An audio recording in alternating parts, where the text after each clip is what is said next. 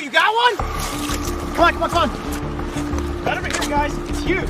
Oh my gosh, look at the size of that thing. Wow. Can I pick it up? You can. Whoa, look at that. Whoa. All right, here we go. Oh my gosh, is it slimy.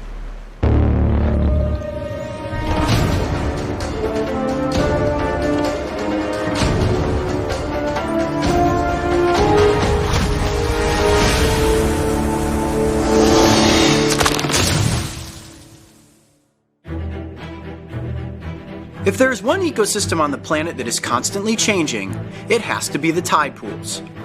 With every single rising and falling of the tide, new waves crash upon the rocks and alter the placement of plants and animals. Along the coast of California, there are a slew of creatures that you can find, if you know exactly where to look. Got a little striped crab right here. Oh, got it. There's definitely no shortage of crabs out here in these tide pools. However, navigating this terrain can be difficult because most of the rocks are wet and slippery. One of the toughest things so far for me in filming beyond the tide has been the terrain. I'm used to swamps and deserts. Everything here is rocky and slippery. It's all covered in a layer of, I guess it's some sort of algae, and using a lot of eye-foot coordination because I'm looking for creatures, and every step I take, your foot might slip off of something, and these rocks are extremely jagged. Really easy to get hurt out here. And I'm sure for you, Mark, it's even more difficult. Right now you're balancing on these rocks just trying to get the shots. Yep. Show everybody at home. It isn't easy, is it? Nope. All right, well, let's keep going this way and see what we can find.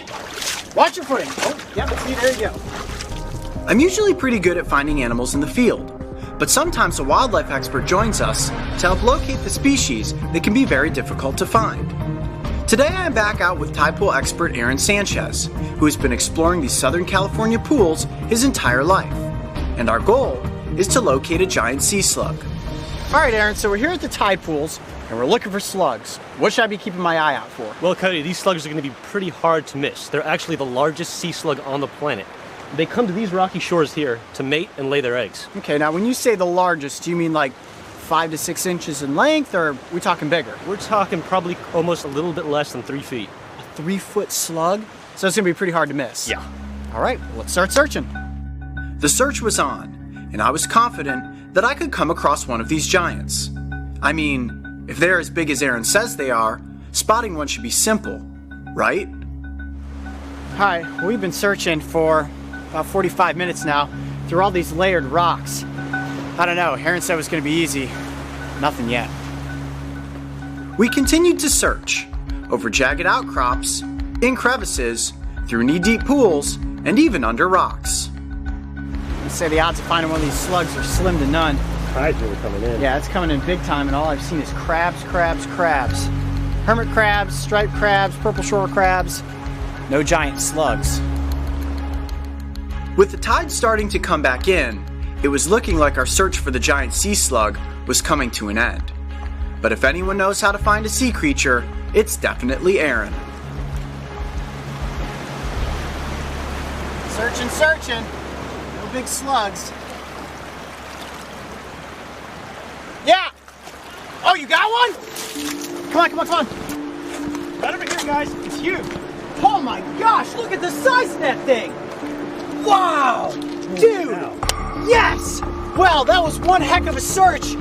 And there it is. Can I pick it up? You can. It's totally safe. And it's not going to ink me. Might be a little slimy, but that's it.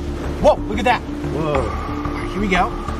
Oh my gosh, is it slimy. Oh, look at that slug. Oh my gosh, it is heavy. Jeez, this thing must be about almost 10 pounds, I would guess. Is that a big one, Aaron?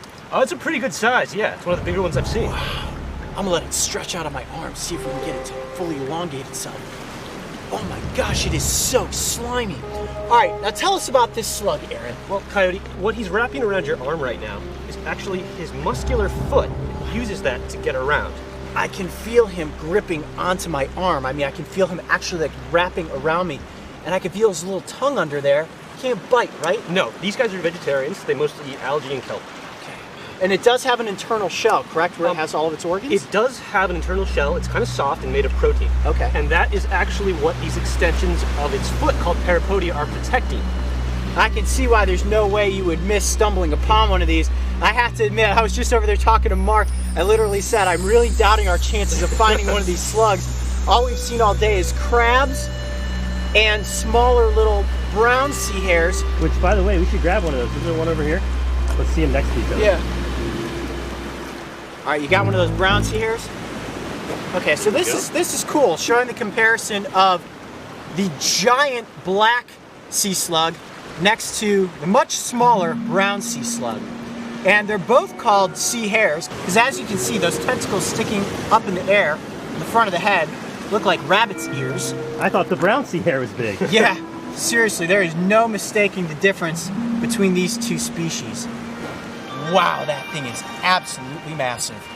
It weighs about 10 pounds, and fully stretched out, it's about 2 feet in length.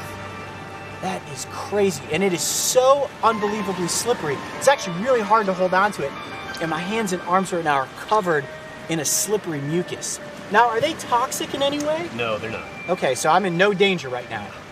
So they don't bite, they're not toxic, they're just slimy and alien looking. So how do these defend themselves against predators? Well, you know, these guys don't have as many predators as the California sea hare, probably due to their size. Okay. So they would generally just kind of stick to where they are, and they're going to be pretty well hidden in these rocks. I can't even imagine what would want to try to eat this.